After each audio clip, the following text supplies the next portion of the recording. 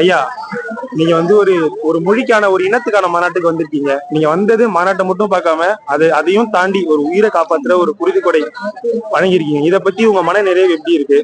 எதுக்காக நீங்க இதை கொடுத்துருக்கீங்க?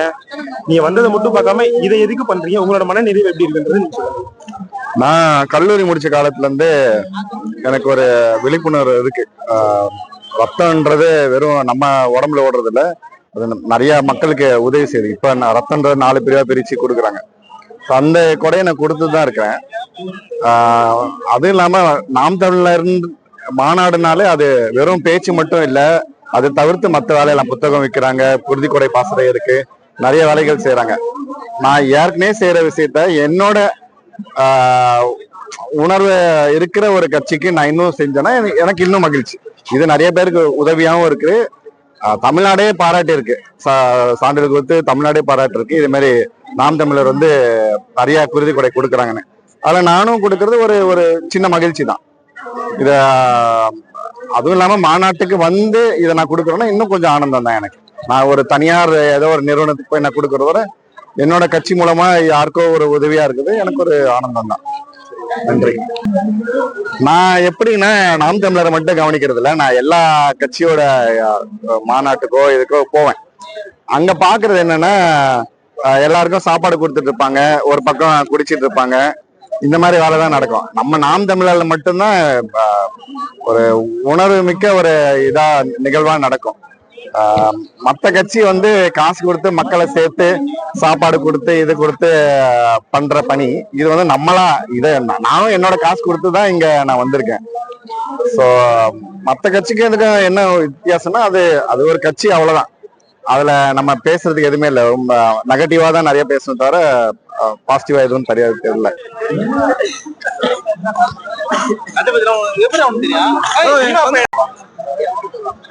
போதும் தம்பி.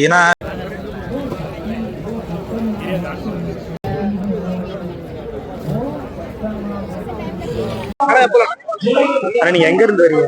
என் சொந்த ஊர் வந்து ஸ்ரீவில்லிபுத்தூர். ஸோ அங்கிருந்து வரேன். குருதி எத்தனை டைம் கொடுத்துருக்கீங்க? குருதி நான் வந்து எப்பவுமே ரெகுலரா மாவீர நாளப்போ கொடுப்போம். மாவீர நாளப்போ கொடுப்போம். அப்படி இல்லைன்னா மே 18 இன எழுச்சி நாளப்போ கொடுப்போம். ஸோ இந்த வாட்டி இந்த மீட்டிங்ல வந்து கொடுத்துருக்கோம். ஸோ ரெகுலரா கொடுக்கறது தான். டீம் வந்தாங்க, அப்படியே வந்து எல்லாருமே ஒரு ஆளா கொடுத்துருவோம், ரெகுலரா கொடுத்துருவோம்.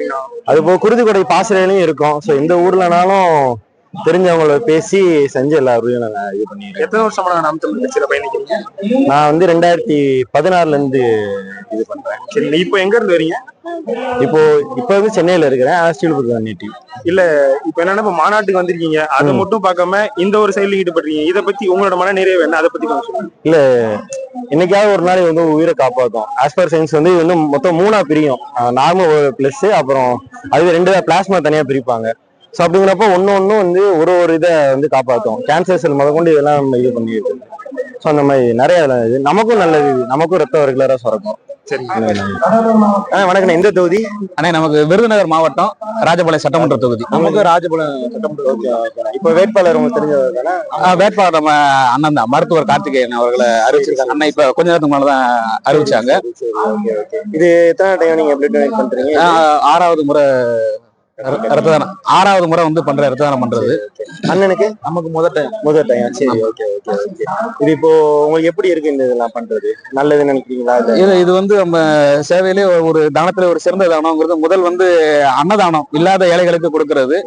2வது வந்து நம்ம ஒரு மனிதனா பிறந்த பிறப்புக்கு ஒரு நம்ம இந்த பூமியை விட்டு போகும்போது ஒரு பலன் இருக்கணும் அப்படின்னா, இந்த இங்க வாழக்கூடிய நாட்கள் நம்ம ஒரு பலன் இருக்கணும் அப்படின்னு நம்ம நினைக்கிறோம் அப்படின்னா, நம்ம சிறந்தது வந்து ரத்ததானம் மட்டும்தான்.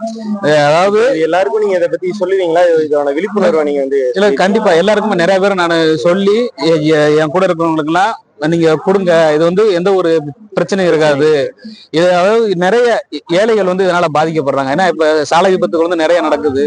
இதுல பெரும்பாலும் உயிர்கள் காப்பாற்றப்பட முடியாததுக்கு காரணம் வந்து ரத்தம் இல்ல, அப்படிங்கிற ரத்த குறைபாடுனாலதான்.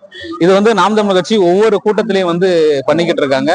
தமிழ்நாட்டிலேயே தமிழ்நாடு அரசே வந்து நாம் தமிழர் கட்சிக்கு முதலிடம் கொடுத்திருக்காங்க. இப்போ இது ஒருத்தரா இப்போ உங்களுக்கு வந்து இது எவ்வளவு பெருமையான விஷயமா நீங்க நினைக்கிறீங்கன்னா? தமிழ்நாட்டிலயும் நம்ம தான் அதிகமா ரத்தம் நாம் கொடுத்துருக்கோம். தமிழர் கட்சி தான் அதிக அளவு யூனிட் கொடுத்திருக்காங்க. அது நமக்கு ஒரு பெருமையான அது வந்து ஒரு தமிழ்நாட்டு அரசியல்ல இப்ப நீங்க மற்ற அரசியல் மாநாடுகளுக்கு போனோம் அப்படின்னா நல்லா இருக்கு. இல்ல அந்த மாதிரி எல்லாம் கிடையாது. இத்தனை பேர் இருக்காங்க, இவங்களை பாக்குறப்ப நம்ம எப்படி இருக்குது அவங்களுக்கு? அதாவது மற்ற கட்சிகளோட மாநாடோ ஒரு பொதுக்கூட்டமோ இப்படி போய் வந்து ஒரு குருதி கூட்ட முகாம் வந்து நடத்த முடியாது. நம்மளதான் குருதி கொடுத்தா அவங்க காப்பாற்ற முடியாது. ஏன்னா அந்த மாதிரி சூழ்நிலையில இருப்பாங்க. ஏன்னா இப்ப நாங்க வரும்போதே பார்த்தோம், ஒரு இப்ப நம்ம கட்சி மாநாடு இங்க திருச்சியில நடந்துகிட்டு இருக்கு. அது போல திமுக மாநாடு மதுரையில நடக்குது. நாங்க வரும்போது நாங்க பாக்குறது என்னென்ன வேலைகள் நடக்குது அப்படிங்கறத பாத்துட்டு தான் வந்தோம். அதனால நம்ம மது அறிஞ்சிட்டு ரத்தம் கொடுக்க முடியாது. அது கண்டிப்பா யாரால முடியாது. இத்தனை பேரும் ஒரு சொட்டு மது இல்லாத ஒரு கூட்டத்தை பார்க்கணும் அப்படின்னா இந்த கூட்டத்தினால மட்டும்தான் முடியும். அதாவது திமுக கூட்ட மாநாடுக்கு போனோம்னா மது கடைக்கு தான் போவாங்க.